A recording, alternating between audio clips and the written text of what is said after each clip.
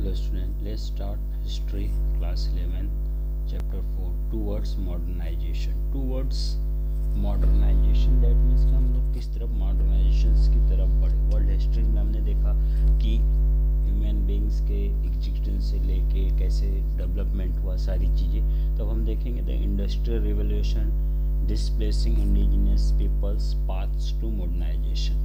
तो इंडस्ट्रियलाइजेशन पहले हमें देखना है. उसके पहले हम देखते हैं in the previous section we have read about the certain crucial development in the medieval and early modern world. Previous chapters में हम लोग देख चुके हैं कि सिर्फ क्रूशियल डेवलपमेंट हुआ है in the medieval and early modern world में. Federalism, the European renaissance and the encounters between Europeans and the peoples of Americans. इनके बीच जो इनकाउंटर्स हुए, जो इनके बीच प्रॉब्लम्स हुई, उनके बारे में. As you would have realized some of the phenomena that contribute to the making of our modern world gradually involved in this period, and especially so from the mid 15th century onwards. To further development in the world history created context for what has been called modernizations. जो to powerful countries आगे आए जैसे England and Portuguese. तो ये powerful countries हुए किस purpose से? Business के पर्पज से. These were the Industrial Revolution and series of political revolution that transformed subject into citizen, beginning with the American Revolution. American Revolution कब हुआ dear students? 1776 to 81 and the French Revolution 1789 to 94 तक. ये revolution के आपके दो चीज़ें हैं. Britain has been the world's first industrial nation and you will be read about how this come to be in theme 9. Britain एक ऐसा country था जहाँ पे सबसे पहले ये चीज़ हुई थी. राइट, अब देखते आगे. यहाँ से देखिए, Britain has been world first country था ब्रिटेन जिसमें चीज़ें हुई थी. You will be read about how this come in, कैसे आए कैसे गए इन थीम 9 में. For long it was believe that British industrialisation provided the model for industrialisation in other countries. किस तरह से ब्रिटिश मॉडल ने इस इंडस्ट्रियलाइजेशन के लिए दूसरों के लिए एग्जाम्पल्स सेट किए. Each country due upon the experience to other nation without necessarily reproducing any model. In Britain for instance coal and cotton textile industry were developed in the first phase में जो development हुए थे पहले coal, then iron industries, cotton textile industry, इन सब में ज़्यादा development हुआ था. In other countries such as Russia which began to industrialize much later from the late 19th century onward. 19th century के आसपास रसिया जैसी कंट्रीज में डेवलपमेंट चालू हुआ इंडस्ट्रियलाइजेशन का. The railway and other heavy industry emerge in initial phase of industrialisation itself. Likewise the role of state and of banks in industrialisation has differed from country to country. हर country to country में यह चीज़ बदलती जा रही थी कि किस तरह से डेवलपमेंट हो रहा है रोड का, बैंक्स का क्या इम्पोर्टेंट होगा इंडस्ट्रियलाइजेशन में, और इंडस्ट्रियलाइजेशन में क्या इम्पोर्टेंट होगा आपके रोड का. The treatment of British case in theme 9 will be hopefully what courtesy about the industrial trajectories of other nations such as USA and Germany, two significant industrial powers. Theme 9 also emphasizes the human and material cost incurred by Britain on its industrialization. Theme 9 में हमें देखेंगे किस तरह से material cost और Britain में industrialisation बढ़ा. The plight of the labour poor specially of children. जो लेबर्स थे उसमें वुमेन्स भी थे, चिल्ड्रंस भी थे. इन्वायरमेंटल डिग्रेशंस कैसे हुए, consequent epidemic of cholera and tuberculosis जैसी बीमारियों ने किस तरह से प्रॉब्लम क्रिएट किया. Now in theme 11 you will be similar read about the industrial pollution and cadmium and mercury poisoning in Japan. अब इस सब चीज़ों में हम देख रहे हैं कि किस तरह से इंडस्ट्रियलाइजेशन हुआ, डेवलपमेंट हुआ, फिर उस डेवलपमेंट का क्या इम्पैक्ट गिरा. ये सारी चीज़ों के बारे में हम जानेंगे. European powers began to colonize parts of America, Asia and South Africa well before the Industrial Revolution. Theme 10 हमें क्या बताएगी कि story of what European settlers did to native peoples of American Australia. जो अमेरिकन ऑस्ट्रेलियन के native peoples थे उनके साथ इन लोगों ने क्या किया, किस तरह से behave. Then ethnic nationalism had a long and troubling career going back to reaction against the French imperial occupation German state in 1806. Ideologies of civic nationalism have wept with those of ethnic religions nationalism and this has been modern India, China, Japan as well। कैसे हमारे India modern हुई, China, Japan, ये सारी countries के बारे में मॉडर्नाइजेशंस की बातें बताई जाएंगी। As with industrialization, so with path to modernization, किस तरह से इंडस्ट्रियल से हम मॉडर्नाइजेशन की तरफ बढ़े। Different societies have evolve that distinctive modernisation. Japanese and Chinese case are very instructive in this regard. Japan succeed in remaining free of colonial control and achieve fairly rapid economic industrial progress throughout the 20th century। 20वीं शताब्दी तक हम ये देख चुके हैं कि किस तरह से जापान ने इतना बड़ा लार्ज डेवलपमेंट कर लिया इंडस्ट्रियलाइजेशन के फील्ड में। Now the rebuilding of Japanese economic after humiliating defeat in second world war, what should not been in more past war miracle as theme so 11 की जब वॉर्स हुए, सारी चीज़ें हुई, तो किस तरह से 1910 tuition fees for studying at primary school had more or less indeed enrolment had become universal.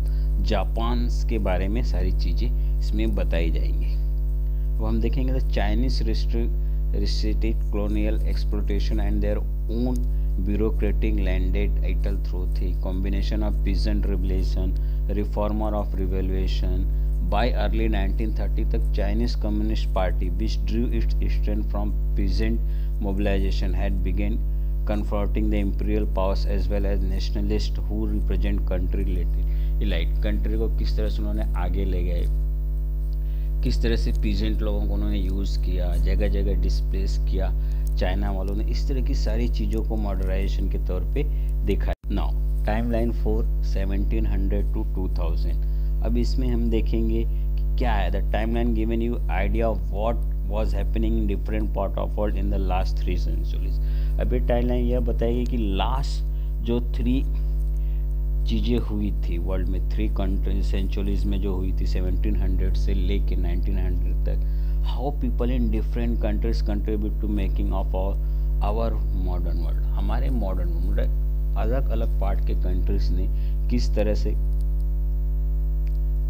Participate किया मॉडर्न वर्ल्ड बनाने में। It will tell you about the slave trade in Africa and establishments of apartheid regime in South Africa, about social movements in Europe and the formation of nation states, about the expansion of imperial powers and the process of colonialization, and about democratic and anti-colonial movement that swept through the world in the last century. It will also refer to some of invention and technological development that associate with modernity के से किस तरह से development हुआ, क्या colonizations लोगों ने participate किया। As with a timeline we study more about industrialisation. नहीं देखिए यहाँ पे क्या दिया गया है कि थीम्स इन वर्ल्ड हिस्ट्री में क्या दिया है कि 1720 में king Agaja and Dahomey west Africa stop slave trade, its reunited its 1704।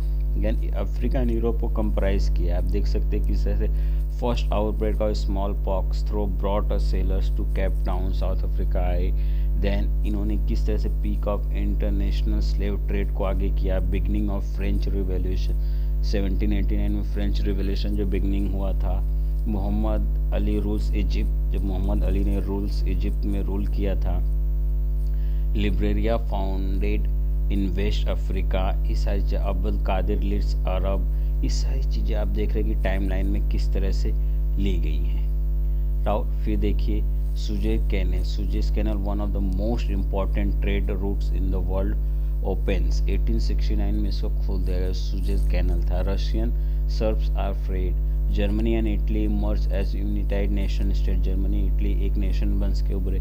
Beginning of the European scramble for Africa, making of the first film 1895। The modern Olympics are held for first time in Athens में model Olympics held हुए। Mahatma Gandhi advocate satyagraha street laws. South Africa introduce laws of reserve 87% land for white peoples, जो black and white का matter था। तो इस तरह से सारी चीज़ों को आप देख रहे हैं कि किस तरह से इसमें बताया गया है। एशिया, साउथ एशिया में यही सारी चीज़ें हुई कि Marathas extend control over north India, जो इंडिया ने सारी रिकवरी की इसके बारे में दी गई है एशिया से। नाउ डियर स्टूडेंट्स, अब देखते हैं इसी तरह से अमेरिका अफ्रीका का है। अब हम आते हैं हमारे main chapter the industrial revolution पे। जो इंडस्ट्रियल रिवॉल्यूशन हुआ है उस इंडस्ट्रियल रिवॉल्यूशन के बारे में हम जानेंगे। इंडस्ट्रियल रिवॉल्यूशन कैसे हुआ, क्या हुआ। तो सबसे पहले हम लोग देखते हैं the transformation of industry and the economic in Britain between 1780s and 1850s called first industrial revolution. Very important line.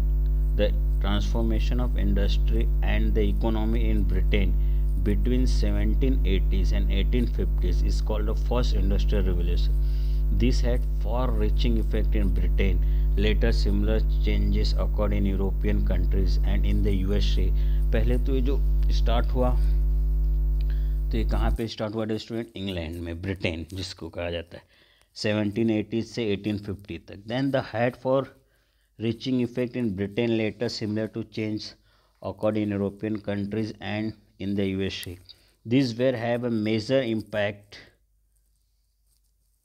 on the society and economy of those countries and also on the rest of the world. This phase of industrial development in Britain is strongly associated with the new machinery and technology. This made it possible to produce goods on a massive scale compared to the handicraft and handloom industries. The chapter outlines the changes in the cotton and iron industries. Steam and new source of power began to be used on a wide scale in British industry. Its use led to faster forms of transportation by ships and railways. Many of inventors and businessmen who brought about these changes were often neither personally wealthy nor educated in basic science like physics and chemistry, as well seen from glance into the background of some of them. Industrialization led to greater prosperity for some, but in the initial stage it was linked with poor living and working conditions of millions of people, including women and children. This sparked of protest which forced to government to enact laws of regulating condition of work. See that इसमें क्या करा है the industrial revolution में student की the close relationship between industrialisation and the industrial revolution. Industrialisation और industrial revolution में बहुत ही क्लोज रिलेशनशिप था। Industrialisation means a rapid growth and expansion of all type of industry. Industrialisations कह रहा है इंडस्ट्रियलाइजेशन वो चीज़ है जिसमें कि हर इंडस्ट्री में, हर टाइप्स के इंडस्ट्री में रैपिड चेंजेस आया था, तो उसको कहा गया था इंडस्ट्रियलाइजेशन। देन इंडस्ट्रियलाइजेशन में take place under the capitalistic and socialist economic. और ये चीज़ें कहाँ पे हुई थी? जहाँ पे a capitalistic and socialist economics, जिसको मिक्स्ड इकोनॉमी भी कहा जाता है, जहाँ पे गवर्नमेंट और प्राइवेट सेक्टर दोनों मिल के वर्क करते थे, that is known as capitalistic and socialistic economic. Industrialization took place under capitalistic economic in countries like USA, Western European countries and Japan. इन सब कंट्रीज़ में क्या हुआ कि ये सारे ज़्यादा हुआ क्योंकि यहाँ की जो इकोनॉमी थी वो क्या थी? इकोनॉमिक आपकी मिक्स्ड इकोनॉमिक थी, तो मिक्स्ड इकोनॉमिक में चीज़ें ज़्यादा हुई। The process of industrialization began with the first industrial revolution. The transformation of industry and economic in Britain between 1780s to 1850s के बीच जो चेंजेस आए वही आपके टर्म इंडस्ट्रियलाइजेशंस कहलाए। Domestic system of production was replaced by the factory system. जो domestic system था production का कि घर घर लोग प्रोडक्शन करते थे, सारी चीज़ें होती थी, इसमें चेंजेस आए और इसमें चेंजेस आने के साथ साथ वो क्या बन गए? Factory system. अब कोई भी चीज़ प्रोडक्शन होती थी तो फैक्ट्रीज़ में, लेकिन उसके पहले क्या था? 17 सेंचुरी के पहले की ये डोमेस्टिक प्रोडक्शन था, घर घर प्रोडक्शन होते थे और लोग उसको सेल करते थे, इस तरह की चीज़ें थी। Now why Britain? पहले ब्रिटेन में ही क्यों हुआ industrialisation? Britain was the first country to experience modern industrialisation. It had been politically stable since 17th century, with England Wales and Scotland unified under a monarchy. The mint by the kingdom had common laws, single currency, and market that makes not fragmented by the local authorities living lying on taxes on goods that pass through their area, this increasing their price. By the end of 17th century, money was widely used to medium of exchange.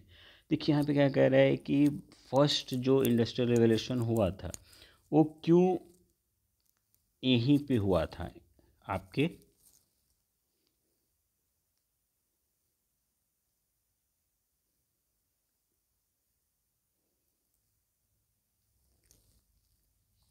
First industrial revolution क्यों आपके Britain में ही हुआ था, ये सारी बातें आपको बताई गई हैं। आगे देखते, Britain was the first country to experience modern industrialisation. It had been politically stable since the 17th century with England, Wales and Scotland under एक मोनेटरी में थे। सबसे बड़ी बात थी कि Britain was the first country to experience modern industrialisation. सबसे बड़ी बात यह थी ब्रिटेन में कि एक कॉमन लॉ था, कोई मतलब अलग अलग लॉज नहीं थे, एक ही कंट्री एक लॉ और एक ही उसमें रूलर थे, जिसकी वजह से कि ज़्यादा डेवलपमेंट के चांसेस बढ़े।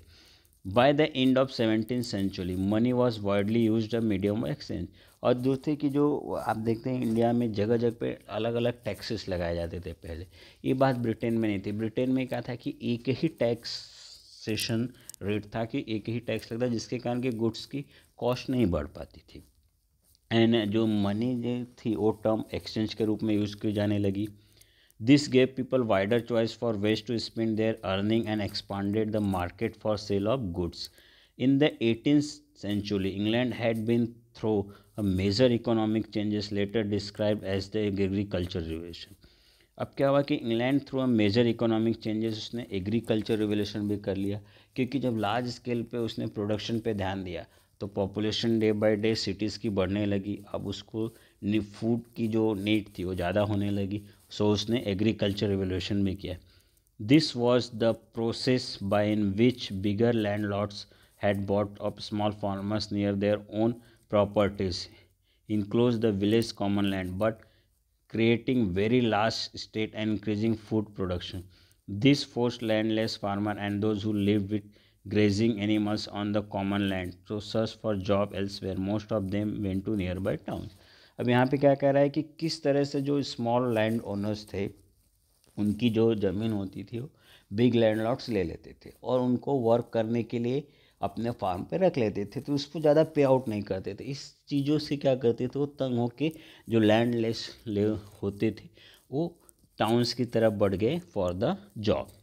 Towns trade and finance from the 18th century many town in Europe were growing in area and population out of the 19th European cities whose population doubled between 1750s to 1800। 19 European cities ऐसी थी जिसकी population double हो गई।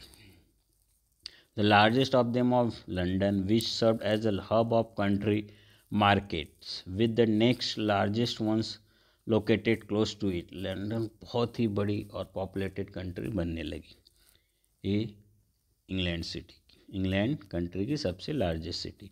London has acquired a global significance by the 18th century. The center of global trade has shifted from Mediterranean parts of Italy and France to Atlantic ports of Holland and Britain. Still later, London replaced Amsterdam and principal source of loan from international trade। International trade के लिए उसने loans वगैरह provide करना शुरू किया। London also became the center of triangular trade network that drew in England, Africa and West Indies। The companies trading in America and Asia also had their offices in London। London में भी सब बड़े बड़े जो Nations थे उन्होंने अपने offices बना लिए for business purpose. Then in England, movement of goods between market was held by good network of rivers and indent coastline with the settlers base. Until the spread of railways, transport by waterways was cheaper, faster than by land. As easily as 1724, English rivers provided some 1,160 miles of navigable water, and except a mountainous area, most places in the country were within 15 miles of river। most of the countries river से connected थे। Since all the navigable section in English rivers flow into the sea, cargo on river vessels was easily transported the coastline ships called coasters. By 1800 at least 1 lakh sailors work on coastline. मतलब कि इनके पास जो सी coast से उससे river attach थे जिससे वजह कि बिजनेस ज़्यादा होता था. The center of country financial system was the Bank of England, founded in 1694. ये क्वेश्चन आपको पुट डाउन कर सकता है कि बैंक ऑफ इंग्लैंड कब फाउंडेड हुआ था. तो 1694 ये इसको फाइनेंस वर्क कराता था. By 1784 there were more than 100 providence banks in England. 100 से भी ज़्यादा बैंक्स इंग्लैंड में हो गए. And during the next 10 years the number of tripled, 3 गुना हो गए. By 1820 there were more than 600 banks in provinces. अब सोचिए 1820 तक कितने बैंक्स हो गए, 600 bank. And over 100 banks in London alone, और अकेले ही 100 से ज़्यादा बैंक कहाँ पे थे, लंदन में. The financial requirement to establish and maintain the big industrial enterprises were made by this banks. और इन बैंकों द्वारा उनके जो फाइनेंशियल कंडीशन होती थी उसको हेल्प किया जाता था. Now of the 26,000 invention recorded in the 18th century, 18th centuries में 26,000 inventions किए गए थे. More than half were listed for period 1780 to 1800. This led to many changes. We shall discuss the 4 major ones: transformation of iron industry, the spinning and weaving cotton, the development of steam power and coming of the railways. इस सारे development हो चुके थे. Inventions भी more थे इनके. Coal and iron. England was fortune in the coal and iron ore. The staple materials for mechanism were plentifully available, as were other minerals, lead, copper and tin that were used in industry. However, until the 18th century there was a scarcity of usable iron. Iron is drawn out from ore's pure liquid metal by process called smelting. Smelting के जरिए वो iron को बना देते थे pure. For centuries charcoal from burnt timber was use for smelting process. Smelting के लिए charcoal का यूज़ होने लगा.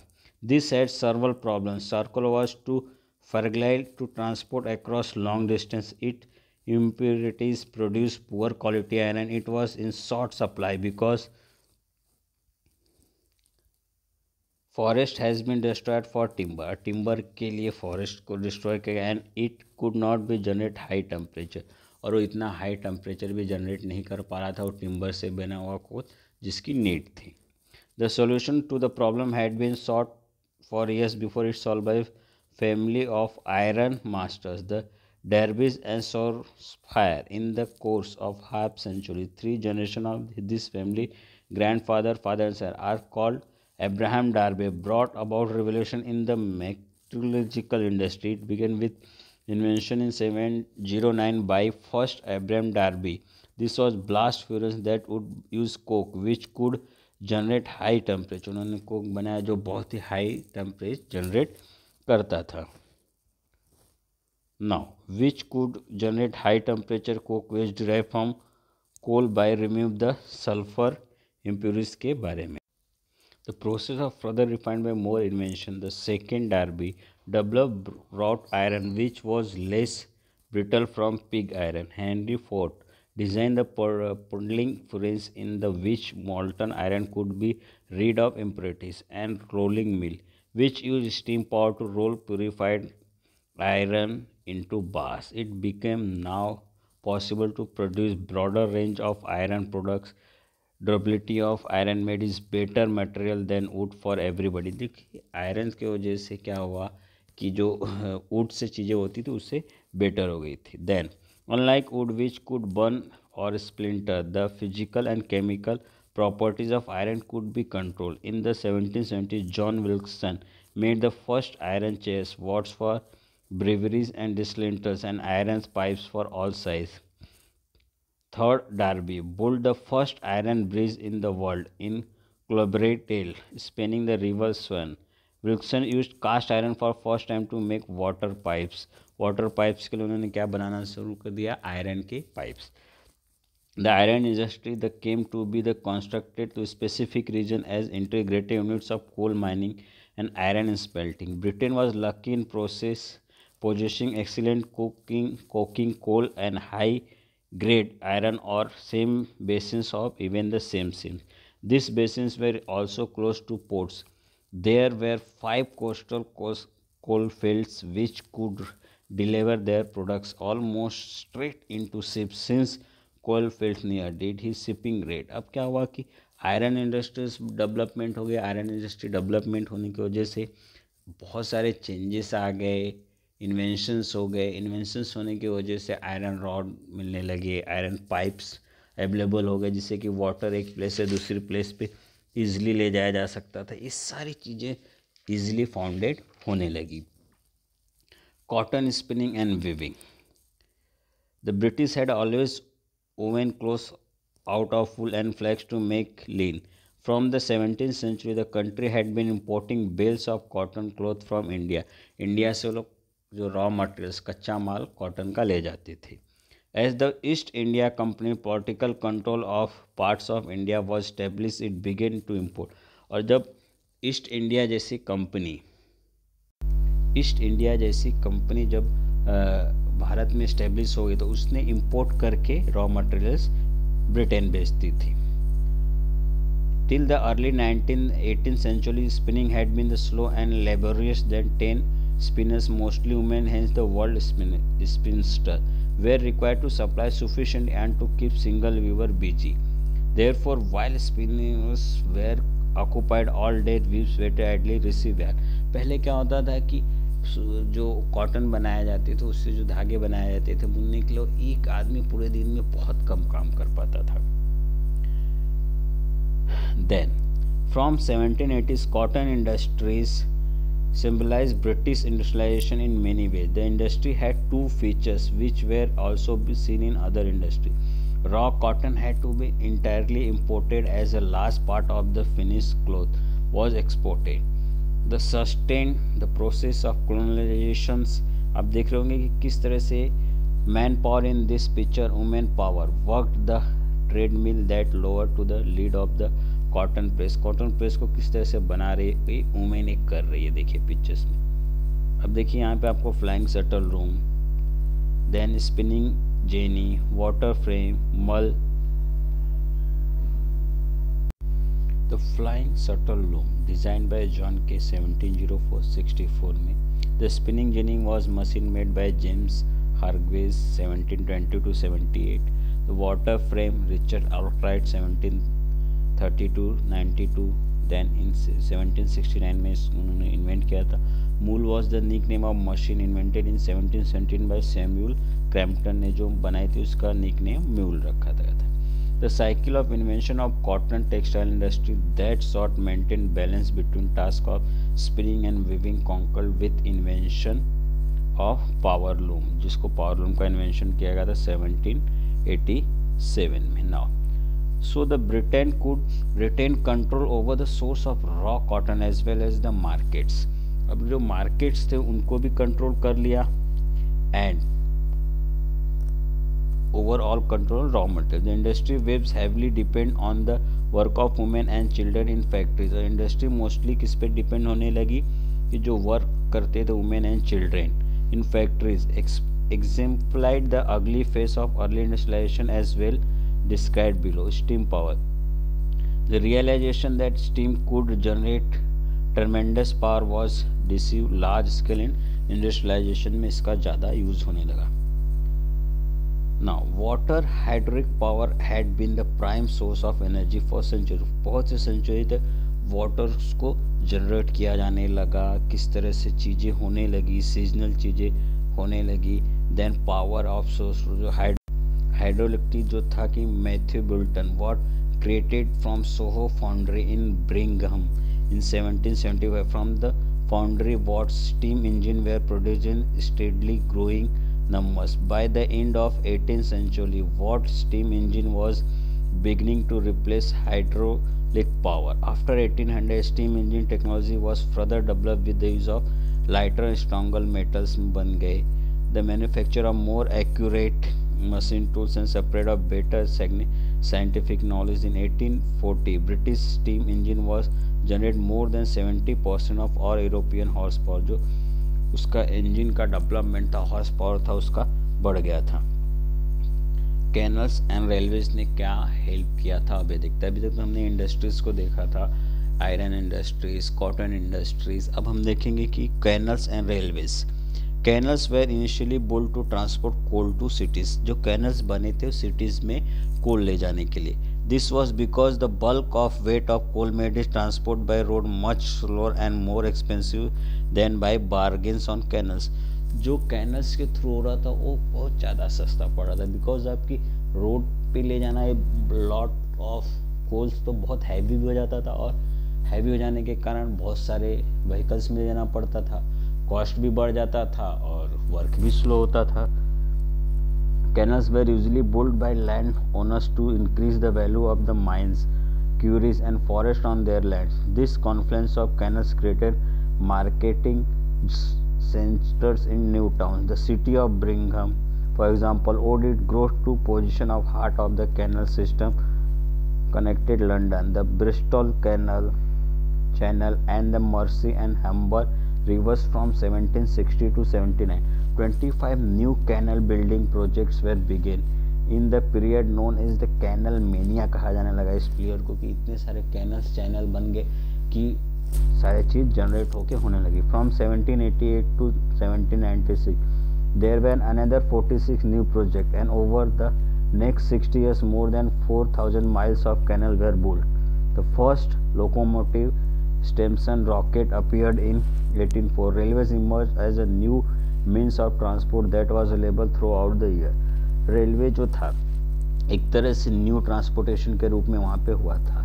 The first steam locomotive Stephenson's rocket appeared in 1814। Railways में इन्होंने जो स्टीम इंजन था उसका डिज़ाइन तैयार किया था। Then invention of railways took the entire process of industrialisation to second stage. और जैसे ही रेलवेज का जनरेशन हुआ, रेलवेज की आगे आई, उससे तो और इंडस्ट्रियलाइजेशन में डेवलपमेंट हो गया।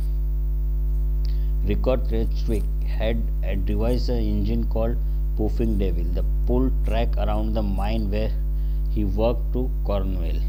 In 1814, the railway's engineer George Stephenson constructed a locomotive called Blucher that could construct as a locomotive. The first railways line connected to cities of Stockton and Dalton in 1825 में first जो railway line थी उन्होंने cities को connect कर लिया। Distance of 9 miles that was completed in 2 hours, speed of up to 24 km/h.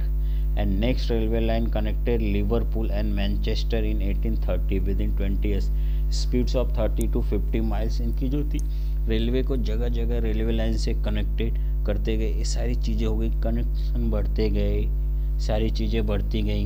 In 1830s, the use of canals revealed several problems. The congestion of vessels made movement slow on the certain stretch of canal on the coast. Flood of drought limited in time of there is। अब जब भी flood आ जाते थे तो जो miles होते थे, canals, mines में पानी भर जाते थे, सारी प्रॉब्लम हो जाती, तो इससे रेलवे से थ्रू सॉर्ट आउट किया गया। Changed lives in the years, therefore it was possible for individual with talent to bring about revolutionary changes. Similarly, there was rich individuals who took risk and invested money in industry in the hope of profit could make। अब क्या हुआ कि लोगों की life change होने लगी। जो rich peoples थे उन्होंने अपनी मनी को इन्वेस्ट करना शुरू किया इंडस्ट्रियलाइजेशन में, जिससे कि पैसे भी कमा सके, प्रॉफिट भी हो सके, और उन्होंने एक तरह से रिस्क भी लिया था। Then there were rich individuals took risk and invested money in industries in the hope the profits could be made, and therefore money would multiply. In most cases the money capital did multiply. Wealth is form of goods, incomes, service, knowledge and productive efficiency did increase dramatically. There was the same time massive negative human cost. There is evident in broken families, new address, degraded cities and appealing working condition of factories. The number of cities in England with a population of 50,000 grew from 2 in 1715 to 29 in 1815. This pace of growth was matched with her provision, advocate, housing, sanitation, clean water। इन सब की ज़रूरत ज़्यादा होने लगी भाई, populations बढ़ गए, सारी चीज़ें होने लगी इंडस्ट्रियलाइजेशन की वजह से। Newcomers were forced to live in overcrowded slums in congested central areas town near factories. अब जितनी फैक्ट्रीज थी उसके नियर अबाउट सभी रहना शुरू कर दिए. And while the rich inhabitants escaped by shifting to home in the suburbs where the air was cleaner and their water safe to drink. अब वहाँ पे लोगों ने एयर क्लीनर के लिए फॉरेस्ट प्लांट ग्रो किए एंड फ्रेश एयर मिलने लगे, वाटर क्लीन मिलने लगे. The workers survey in 1840 related that average lifespan of worker was lower than any other social group in city. It was 15 years Brigham, 17 in Manchester, 21 in Derby. More people died at younger age in the new industrial cities than in the village they have come from. Half the children failed to survive beyond the age of 5. The increase in the population of cities was because of immigrant. जब population बढ़ती गई, लोग young age में मरने लगे industrialisation के वजह से. The number of children born to families who already lived there. Death were primarily caused by epidemic of disease. जो डिजीज एपिडेमिक होती तो उसकी वजह से ज़्यादातर लोगों जैसे कि क्लोरा, टाइफाइड, ये सारी चीज़ें आने लगी एयर पोल्यूशन से.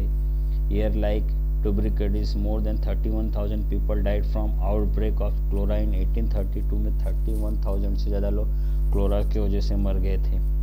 Until late in 19th century, municipal authorities were neglected to attending this dangerous condition of life and medical knowledge to understand cure. Municipalities जो थे वहाँ पे बने थे, उन्होंने भी क्या किया कि इन सब चीज़ों से अपने आप को पीछे कर लिया. Women, children and industrialisation. The Industrial Revolution was time of important changes in the way that children and women work. Industrialisation में चिल्ड्रेन जो थे बहुत ज़्यादा वर्क करते थे, वुमेन्स भी बहुत ज़्यादा वर्क्स करते थे. Now home or in the form of jobs vary during the day or between seasons under the watchful eye of parents or relatives. Likewise in village, women were actively involved in farm work. Women's जो थे actively farm work, खेतों में भी काम कर रहे थे. They reared livestock, gathered firewood, spun और spinning wheels in their homes. घर में भी वो अपनी स्पिनिंग जेनी जो होती थी सूत काटने की, वो सारी मशीनें थी. Work in factories with long unbroken hours of same kind of work under strict discipline. Sharp form of punishment was completely different. The earning of women and children were necessary to supplement measures. As the use of machinery spread, a few workers were needed.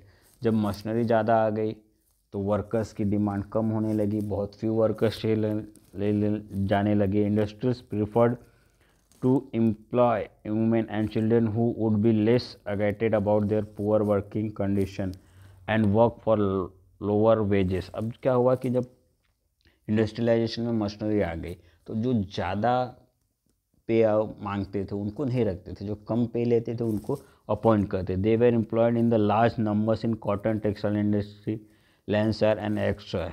Lancashire और Yorkshire में ज़्यादा थे. Women were also the main workers in the silk वाली industry में women's workers ज़्यादा थे.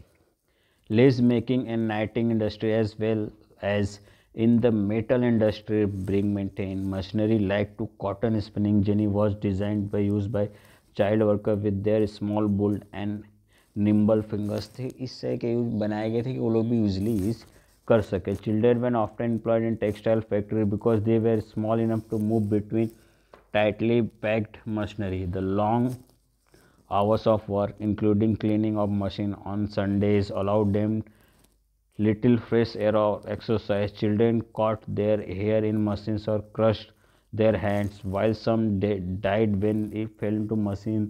They dropped off the sleep from executions. उनसे इतना ज़्यादा वर्क लिया जाता था, उनके ऊपर पनिशमेंट भी थे. संडे को भी रिलीफ नहीं होती थी, उनको मशीनरी को क्लीनिंग के लिए लगा दिया जाता था. कभी कभी उनके हैंड्स वगैरह उसमें फंस जाते थे या वो गिर जाते थे. बहुत सी प्रॉब्लम्स थी. Coal mines were also dangerous place to work. और कोल माइंस भी एक डेंजरस प्लेस थी जहाँ पे लोग वर्क करते थे. The owners of coal mines use children to reach deep coal faces और दोज वेयर अप्रोच. अब क्या होता है कि जो इंडस्ट्रियल लोग होते थे वो डीप एकदम गहरी जगह पे भी माइंस में उनको भेज देते थे ताकि वो वर्क करे और वहाँ पे फंस जाते थे कभी कभी।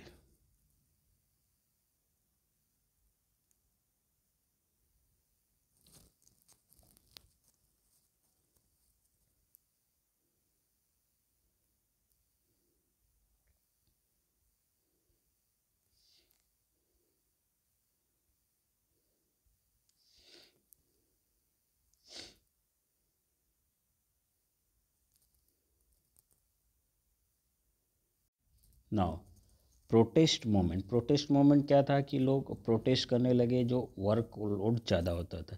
The early decades the industrialisation coincided with the spread of new political ideas pointed by the French revolution, the moment for liberty, आज़ादी, इक्वलिटी और फेटर्निटी की भाई सेम वर्क होना चाहिए तो सेम पे होना चाहिए, और चिल्ड्रेंस को, वुमेंस को ज़्यादा बर्डन वर्क नहीं होना चाहिए। Then 1790s and checking of roast hardship for war controlling the price of necessities like bread. In England, political protests against the harsh working condition. और इंग्लैंड में सबसे ज़्यादा अगर प्रोटेस्ट किसी चीज़ के लिए हुआ था तो जो वर्किंग आवर्स थे, हार्श वर्किंग, और उसके लिए the government raked by participation and new laws denied people to right to protest. England had been at war with France for a long time from 1790 to 1815. Trade between England and Europe was disturbed. इस बीच में उनके England और Europe के बीच में क्या था कि बहुत ज़्यादा डिस्टर्ब भी था trade. Unemployment grew on the price of essential item of food like bread and meat scored to hide behind the level of average wages. Parliament in 1795 passed two Combination Act which made it illegal to initiate the people by speech or writing the hearted contempt of king. King के खिलाफ आप कुछ बोल नहीं सकते, protest कर नहीं सकते, कॉन्स्टिट्यूशन और government, and banned unauthorised public meeting of over 50%, 50% से ज़्यादा लोग मीटिंग नहीं कर सकते। Protest nonetheless continued against old corruption. This term was use for privilege link to the monetary and parliament. Members of parliament, land owners, manufacture professional were oppose to giving the working population to right to vote, और working peoples को vote की बात की जाने लगी। They support to crown laws which prevent to import of cheaper food until price is Britain had rise. भले ही price कितना राइज हो जाए, तो प्रोटेस्ट के कारण ये बताया गया कि आप कितना भी प्राइस है लेकिन आपको फूड चीपेस्ट में ही देना होगा। As worker flooded towns and factories express their anger and frustration in numerous form of protest, और जो वर्कर्स थे वो भी प्रोटेस्ट करने लगे, उसको भी फेस करना पड़ा था इंग्लैंड में। Then food riots throughout the country from 1790 onward. Bread was the staple item in diet of poor. जो पुअर पीपल थे उनकी जो डाइट थी उसमें ब्रेड ज़्यादा था, तो जब उसके भी प्राइस राइज होने लगे तो भी प्रोटेस्ट ज़्यादा बढ़। Reforms through law. How attentive was the government to condition of work of women and children. Laws were passed in 1890 providing the employment of children under age of 9 in factories. एक law pass कर दिया गया England में कि भाई 9 साल से जो छोटे रहेंगे वर्क फैक्ट्री में नहीं करेंगे। And 9 and 16 to 12 hours a day, but laws lacked to powers needed to enforcement. It was not until 1833 तक तो उस लॉ को एप्लीकेबल ही नहीं किया जा सका। After intense protest by workers throughout the north of England, then act was passed permitted children under 9 be employed only in silk factories, limited to hours of work for older children, proved number of factories inspectors to ensure that act was enforced. Finally, 1847, after more than 30 years of agitation, the 10 hours bill was passed कि भाई सब 10 hours ही work करेंगे। The limited the hours of work for women and young people, और 10 hour of day male workers के लिए। Act was applied to textile industry but not to the mining. ये work सिर्फ ये जो लॉ अप्लीकेबल हुआ था सिर्फ और सिर्फ कहाँ पे एप्लीकेबल हुआ था, सिल्क और कॉटन इंडस्ट्री में, लेकिन माइंस में नहीं हुआ था। Then 1883 because no more children had been put to work in coal mine, the mines and colliers act 1840 banned children under the 10 and women from वो वर्किंग अंडरग्राउंड। वहाँ पे भी जाने पे भी वहाँ पे लॉ पास कर दिया गया। The debate of industrial revolution until the 1970s, historians used to term industrial revolution for the changes that occurred to the Britain in 1780s to 1820. From then it was challenged on various grounds. Industrialization had actually been too gradual to consider revaluation. It carried process that already excited towards new levels. These were relatively greater concentration of workers के लिए हुआ. Until well into the 19th century, large region of England remained untouched to factories or mines, and therefore the term industrialization were regarded as inaccurate. England has changed the regional manner prominently around these cities of London, Manchester, Birmingham, and Newcastle rather than throughout the country. Good growth in the cotton and iron industry में ज़्यादा growth हुआ. ये सारी चीज़ें देखने को मिली. And non metallic machineries जो थे उनका यूज़ ज़्यादा से ज़्यादा बढ़ने लगा.